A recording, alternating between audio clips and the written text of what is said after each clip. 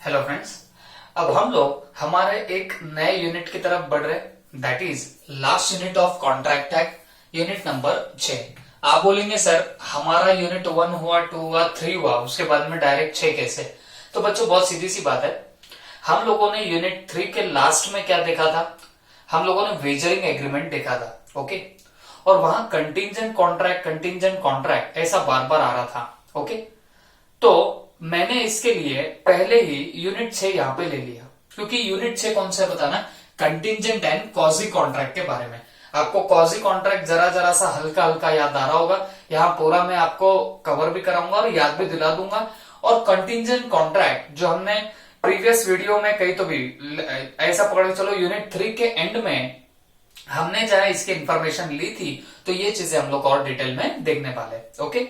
तो accordingly we are going up with unit 6। छोटा सा यूनिट है, हार्डली 9 पेजेस है हमारे मॉड्यूल के, तो ये हमारा फटाफट निपट भी जाएगा। ऐसा ही और एक यूनिट है, यूनिट नंबर 5, वो भी ऐसे ही छोटा है, तो वो भी ऐसे ही 7-8 पेज का है हार्डली, तो वो भी हमारा ऐसे निपट जाएगा। तो बोलने का मतलब क्या था? कॉन्ट्रैक्ट एक्ट में जो कुछ बड़ा है तो वो था फर्स्ट यूनिट, फिर सबसे बड़ा था थर्ड यूनिट। अब यूनिट 4 भी वैसा देखा जाए तो बड़ा है, बट इजी है, तो वो फटाफट निकल जाता है, ओके। इतना भी बड़ा नहीं है जितना आपका थर्ड या फर्स्ट यूनिट हुआ करता था, ओके। तो अब कुछ नहीं, कॉन्ट्रैक्ट की जिंदगी हमारी खत्म हो रही है, बट ये पकड़ के चलो कॉन्ट्रैक्ट एक्ट अब जैसे खत्म होगा तो ऑलमोस्ट आपका 20 मार्क का जो लॉ है वो आपका कवर हो जाएगा, क्योंकि कॉन्ट्रैक्ट एक्ट से नहीं भी बोला तो 20 से 22 के रेंज में मार्क्स आते हैं। टोटल बिजनेस लॉ का पेपर 60 मार्क का है, तो उसमें 1/3 पार्ट तो आप पकड़े चलो कॉन्ट्रैक्ट एक्ट का ही है, क्योंकि बहुत बड़ा पर्टिकुलर कॉन्ट्रैक्ट एक्ट का पूरा चैप्टर होता है। फिर उसके बाद तो छोटे छोटे सोगा, सेल्स ऑफ गुड्स एक्ट, वो इतना बड़ा नहीं है। फिर पार्टनरशिप छोटा सा है। फिर उसके बाद में तुम्हारा और आपको आने वाला है एलएलपी, कंपनीज एक्ट, ये सारे छोटे छोटे। तो जितना कॉन्ट्रैक्ट एक्ट का एक बड़ा यूनिट होता है, उतने में तो ये चैप्टर आपके निपट भी जाएंगे, ओके। तो बोलने का मतलब है अब हम लोग, अब यहां से हमारी स्पीड क्या होगी, थोड़ी सी बढ़ भी जाएगी, क्योंकि इनकी लैंग्वेज कंपैरेटिवली सिंपल है। अगर मैं एलएलपी और पार्टनरशिप बोलूं तो दोनों एक जैसे ही है, ओके, और उनकी लैंग्वेज भी सिंपल है, तो वो फटाफट हो जाता है। फिर कंपनीज एक्ट रहेगा, तो कंपनीज एक्ट के आपने थोड़े बहुत कॉन्सेप्ट देखे होते हैं, तो वो आपको और आसानी से हो जाएगा। और फिर उसके बाद एक लास्ट आएगा सेल्स ऑफ गुड्स एक्ट, तो उसकी लैंग्वेज थोड़ी क्रिटिकल आती है, जैसे हमारे कॉन्ट्रैक्ट एक्ट की है वैसी लैंग्वेज उसकी भी आती है, बट उसमें भी एज सच कोई डरने की बात नहीं, वो भी हमारा हो जाएगा, ओके। चलो अब हम लोग जाते हैं हमारे कंटिंजेंट एंड कॉजी कॉन्ट्रैक्ट की तरफ। दो ही चीजें देखनी है इस पूरे हमारे यूनिट में, एक तो हमको कंटिंजेंट कॉन्ट्रैक्ट सीखना है और दूसरा हमको कॉजी कॉन्ट्रैक्ट के बारे में सीखना रहेगा, ओके। सिर्फ दो चीजें हम लोग यहाँ पे सीखेंगे। अब उसमें कंटिंजेंट कॉन्ट्रैक्ट दिया गया है सेक्शन 31 के अंदर, ये सेक्शन लर्न कर लेना, इंपॉर्टेंट, ओके। कंटिंजेंट कॉन्ट्रैक्ट का सेक्शन क्या बताना? सेक्शन 31। तो कंटिंजेंट कॉन्ट्रैक्ट की डेफिनेशन क्या है, ये सबसे पहले हम लोग देखते हैं। अ contract to do or not to do something, बराबर है। तो कंटिंजेंट कॉन्ट्रैक्ट एग्जैक्टली है क्या? ये एक कॉन्ट्रैक्ट है कुछ करने के लिए या कुछ ना करने के लिए, ओके। क्या? अ contract to do or not to do something, कुछ करने के लिए या कुछ ना करने के लिए जो कॉन्ट्रैक्ट किया गया वो हो सकता है contingent contract. If some event collateral to such contract does or does not happen, इसका मतलब क्या हो रहा है?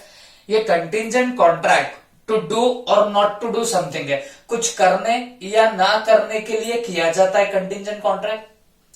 If some event collateral to such contract, मतलब कोलैटरल का मतलब इसके पहले भी आपने देखा था कनेक्टेड, मैंने इसके पहले भी आपको इसका मीनिंग बताया था, क्या होता है?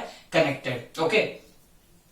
If some event collateral to such contract, मतलब इस कॉन्ट्रैक्ट से कोई रिलेटेड कनेक्टेड कोई इवेंट है, does or does not happen. गावरान लैंग्वेज में बोलूं तो ये एक ऐसा कॉन्ट्रैक्ट है जहां पे आपको कुछ करना पड़ सकता है या नहीं करना पड़ सकता है। कब? जब कोई collateral event, connected event happen होगा या नहीं होगा, उसके बाद आपको शायद कुछ करना पड़ सकता है या नहीं करना पड़ सकता है। तो इसको हम लोग क्या नाम देने वाले बताना, हम लोग इसको नाम देंगे कंटिंजेंट कॉन्ट्रैक्ट। ओके, तो आई होप आपको सबको समझ में आया होगा कंटिंजेंट कॉन्ट्रैक्ट का डेफिनेशन क्या है। टर्मिनोलॉजी तो ऐसी है, लेकिन एक बार जब हम लोग इसको प्रॉपरली एग्जाम्पल से देखेंगे तब फिर मैं आपको डेफिनेशन को एग्जाम्पल के साथ कोरिलेट करूंगा तो और ज्यादा आपके दिमाग में जाएगा। ओके, इसका मैं एग्जाम्पल देता हूं आपको इंश्योरेंस कॉन्ट्रैक्ट। ओके, इंश्योरेंस का कॉन्ट्रैक्ट इसका बेस्ट एग्जाम्पल है। कैसे, सुन के लेना मेरी बात। अब मान के चलो एक कोई पर्टिकुलर पर्सन है जिसका नाम है ए, और इसने एक इंश्योरेंस कंपनी के साथ में कॉन्ट्रैक्ट करके रखा हुआ है। This is one person whose name is what A and he is making contract with what insurance company. एक इंश्योरेंस कंपनी के साथ में कॉन्ट्रैक्ट कर रहा है। काहे का कॉन्ट्रैक्ट कर रहा है कि इसका यहां पे जो स्टॉक पड़ा हुआ है ये कल चल के जला। ओके, यहां पे फायर ब्रोकआउट होती है कल चल के, तो फिर क्या होगा, ये इंश्योरेंस कंपनी क्या करेगी, पैसे देगी। बराबर है, मतलब क्लेम की अमाउंट देगी, और वो किसको देगी बताना, इस पर्टिकुलर ए को। बात समझ में आ गई। ए ने इंश्योरेंस कंपनी के साथ काय का कॉन्ट्रैक्ट किया, फायर इंश्योरेंस का कॉन्ट्रैक्ट किया। और कॉन्ट्रैक्ट क्या है कि कल चल के अगर इसका स्टॉक जल जाए, आग लग जाए, देखो ये आग है, समझ रही ना आपको, तो आग लग गई तो ये इंश्योरेंस कंपनी क्लेम की अमाउंट किसको देगी बताना, इस पर्टिकुलर ए को देगी। बदले में ए को क्या करना पड़ेगा बेटा, बदले में ए को प्रीमियम देना पड़ेगा। ओके, बदले में ए को क्या देना पड़ता है बताना, प्रीमियम। अब आपको अगर ना पता हो तो मैं आपको समझा दूं प्रीमियम क्या होता है। जब भी कोई इंश्योरेंस आप लोग निकालते हो तो आपको मंथली बोलो, क्वार्टरली बोलो या एनुअली बोलो, आपको क्या देना पड़ता है, कुछ प्रीमियम की अमाउंट देनी पड़ती है। ओके, हर महीने आप लोग प्रीमियम देते जाओगे, किसको, इस पर्टिकुलर इंश्योरेंस कंपनी को। और कल चल के हमारे गोडाउन में आग लगी, हमारा स्टॉक जला रे जला, तो फिर हमको क्या करेगी ये इंश्योरेंस कंपनी, पैसे वापस देगी, या मैं बोलूंगा क्लेम अमाउंट देगी, रीइंबर्समेंट करके देगी। अरे बात समझ में आ रही है कि नहीं आ रही है।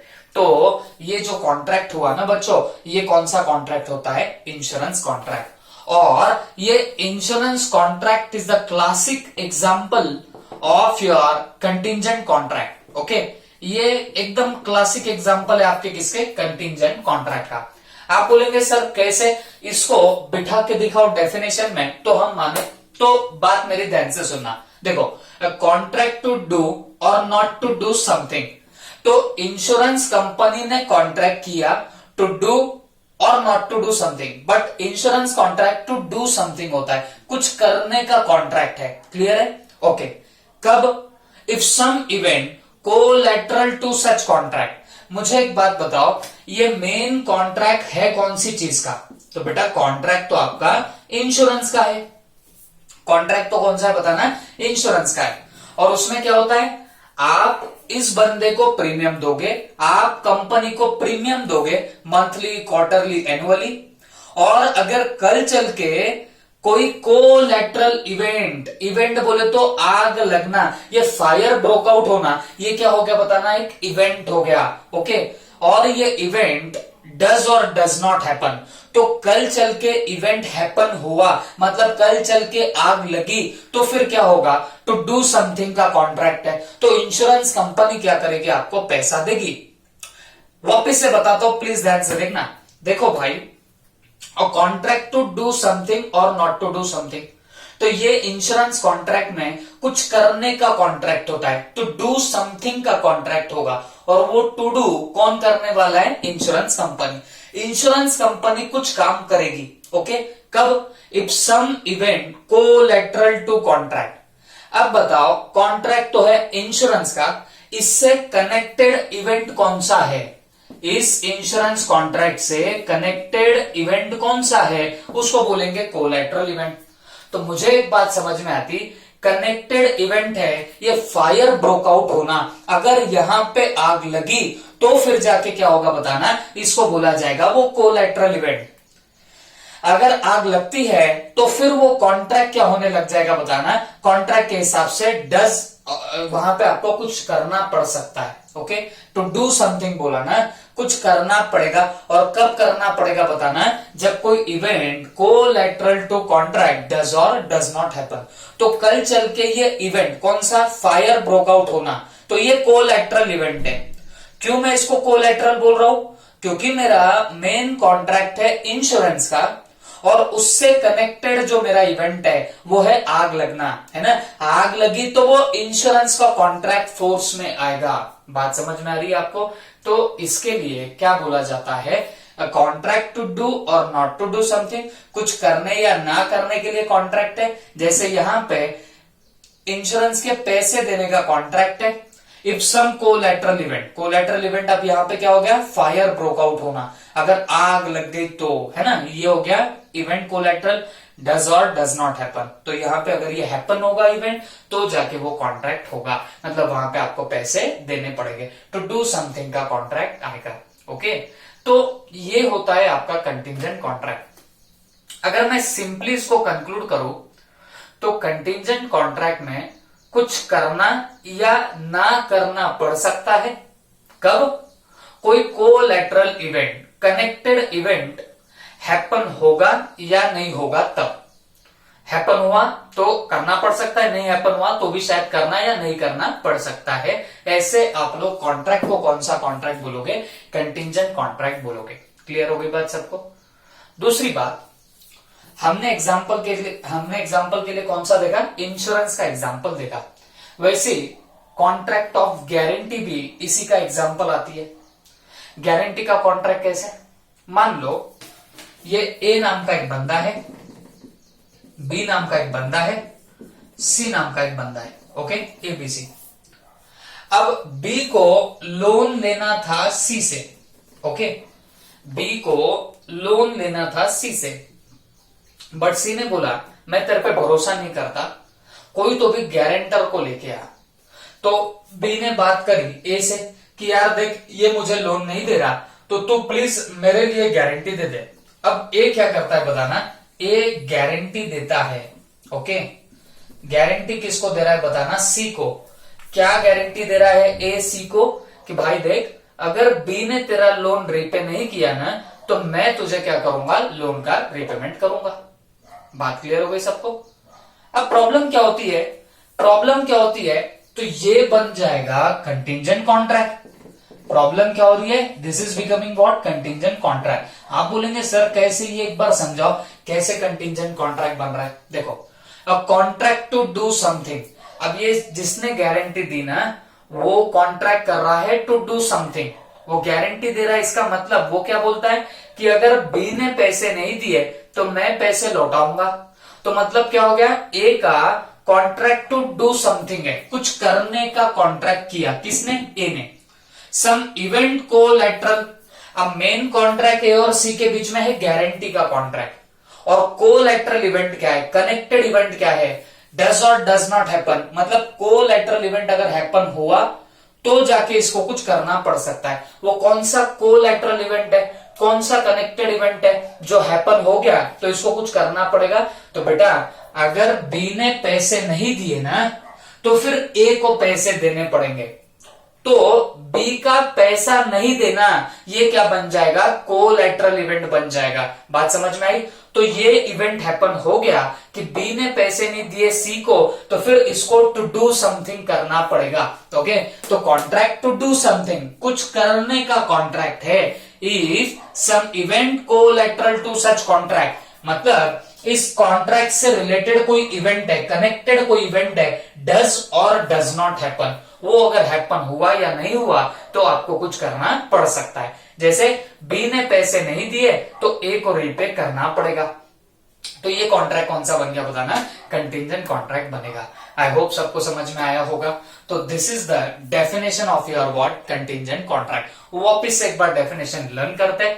बताओ किस सेक्शन में ये डेफिनेशन दी गई है, तो आप बोलेंगे सर सेक्शन 31 में ये डेफिनेशन दी गई है। ओके, और क्या डेफिनेशन है, contract to do or not to do something, कुछ करने या ना करने का ये कॉन्ट्रैक्ट होता है। हाँ, कब कुछ करना पड़ेगा, कुछ नहीं करना पड़ेगा, if some event collateral to such contract, मतलब इससे जो कनेक्टेड इवेंट होता है does or does not happen, अगर वो हैपन हुआ या नहीं हुआ उस पर डिपेंड करेगा कि आपको कुछ करना पड़ सकता है या नहीं करना पड़ सकता है। ओके, तो इसको आप लोग क्या बोलने वाले हो, कंटिंजेंट कॉन्ट्रैक्ट। और ये कहां पे दिया गया बताना, सेक्शन 31 के अंदर देखे रखा हुआ है। आई होप सबको समझ में आया होगा। और मैंने 2 एग्जाम्पल दिया उसके, एक तो इंश्योरेंस उसका एग्जाम्पल हो जाता और कॉन्ट्रैक्ट ऑफ गारंटी भी उसका एग्जाम्पल हो जाता।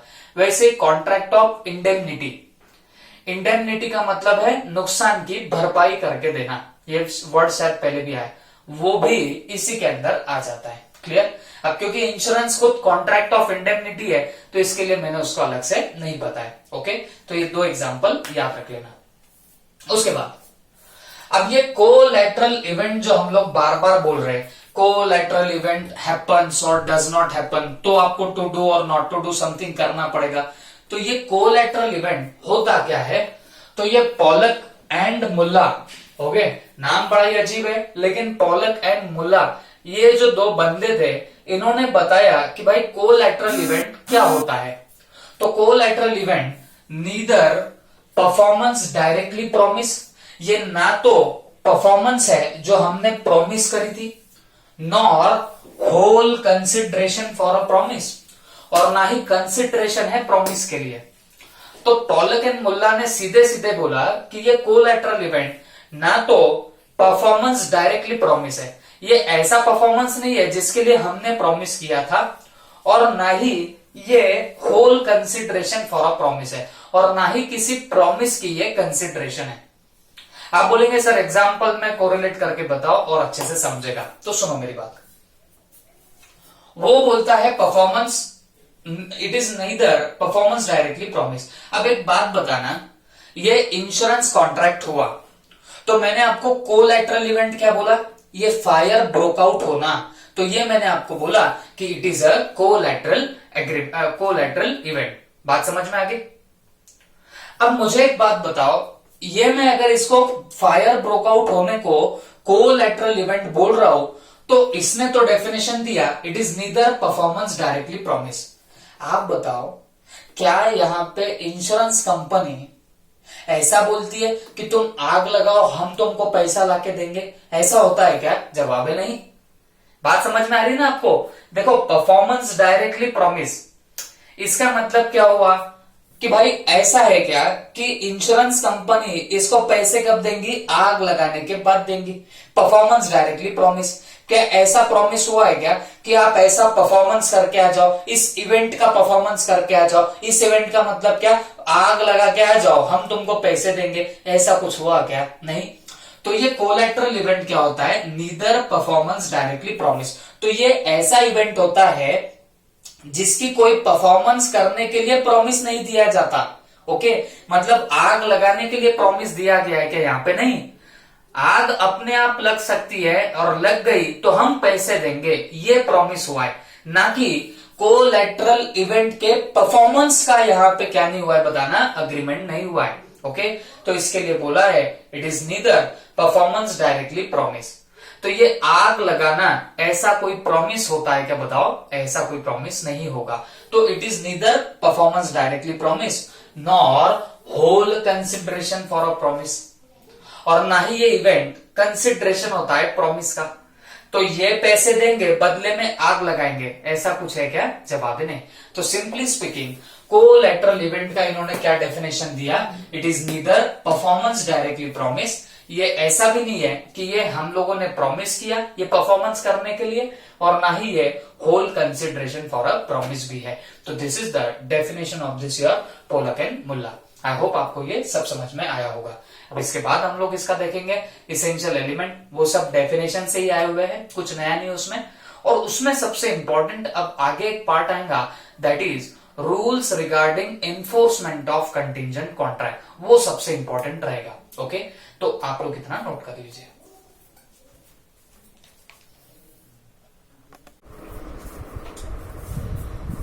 अब बच्चों हम लोग जरा सा आगे बढ़ेंगे और आगे जाके हम लोग देख लेते हैं what are the essentials of contingent contract. Okay, मतलब हम लोग ये जो कंटिंजेंट कॉन्ट्रैक्ट की यहाँ पे बात कर रहे हैं, तो उसके इसेंशियल्स क्या क्या है क्या क्या नहीं, ये सब चीजें हम लोग अभी देखने वाले हैं। ओके, तो प्लीज बी फोकस्ड। अब देखो, इसेंशियल्स ऑफ कंटिंजेंट कॉन्ट्रैक्ट में सबसे पहले हम लोग बोलेंगे, पहला इसेंशियल होना चाहिए performance of contingent contract depends upon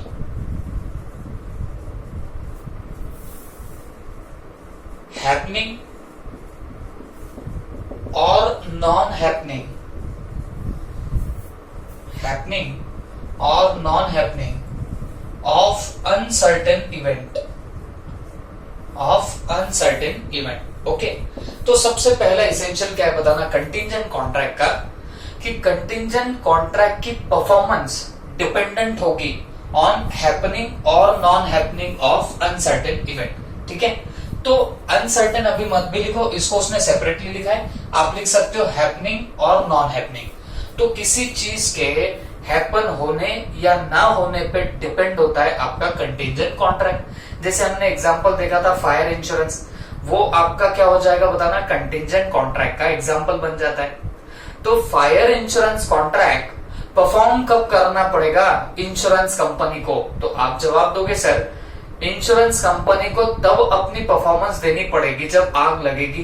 कहां आग लगेगी बताना, आपके प्रीमाइसेस में, आपके बिल्डिंग में, आपके स्टॉक में, तब जाके उस इंश्योरेंस कंपनी को पैसा देना पड़ेगा। आई होप सबको समझ रहा है मैं क्या बोल रहा हूं। ओके, तो फिर बोलने का मतलब क्या हो रहा है, the performance of contingent contract depends upon what, happening और नॉन हैपनिंग। इस पर डिपेंड होगा कि वो कंटिंजेंट कॉन्ट्रैक्ट परफॉर्म करना भी है या नहीं करना है। आई होप सबको क्लियर हो रहा होगा। उसके बाद the event should be collateral event. Okay, मतलब कंटिंजेंट कॉन्ट्रैक्ट जिस इवेंट पे डिपेंड होता है वो इवेंट कैसा होना चाहिए बताना, कोलैटरल इवेंट होना चाहिए। देखो, वो इसेंशियल्स में क्या करे, बलजबरी के बहुत सारे एग्जांपल डाले, कुछ काम के ना धाम के। ओके, क्यों नहीं काम के, क्योंकि वही डेफिनेशन में जो हमने देखा वही तो यहाँ पे सारे पॉइंट्स आ रहे, ये कोलैटरल इवेंट एंड ऑल, ये सब हमने डेफिनेशन में देख लिया। तो उसके एग्जाम्पल भी ऐसे, अब जैसे उसने कोलैटरल इवेंट के एग्जाम्पल देने थे, तो उसने एग्जाम्पल कौन से दिए कि इसको कोलैटरल इवेंट नहीं बोला जाता। 3 एग्जाम्पल दिए और वो तीनों एग्जाम्पल में क्या बोलता कि इनको कोलैटरल इवेंट नहीं बोला जाएगा।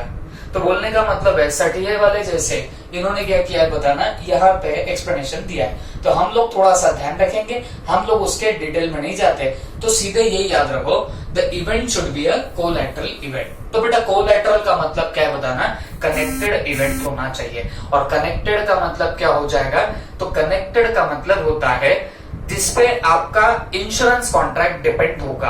अब जैसे फायर इंश्योरेंस कॉन्ट्रैक्ट, ये परफॉर्म कब करना पड़ेगा, जब वो कोलैटरल इवेंट, और कौन सा कोलैटरल इवेंट है, आग लगना। वो आग लगेगी तो जाके फिर आपको परफॉर्मेंस ऑफ इंश्योरेंस कॉन्ट्रैक्ट वहां करना पड़ेगा। तो event should be collateral event. और हमने वो पॉलक वर्सेस मोल्ला की क्या किया था बताना, डेफिनेशन देख के रखी थी। तो उस डेफिनेशन में आपको पता था it is neither performance promise nor it is a whole consideration. तो ये भी हमने देखा है, वही चीज यहाँ पे भी लिखी गई है। तो सीधे सीधे 2 इसेंशियल्स क्या है कंटिंजेंट कॉन्ट्रैक्ट के। सबसे पहला, परफॉर्मेंस ऑफ कंटिंजेंट कॉन्ट्रैक्ट किस पे डिपेंड होता है, हैपनिंग और नॉन हैपनिंग पे डिपेंड होता है, ये पहली बात। दूसरी बात, the event should be collateral event. Event भी कैसा होना चाहिए बताना, कोलैटरल इवेंट होना चाहिए। क्लियर है बात सबको। उसके बाद कंटिंजेंट इवेंट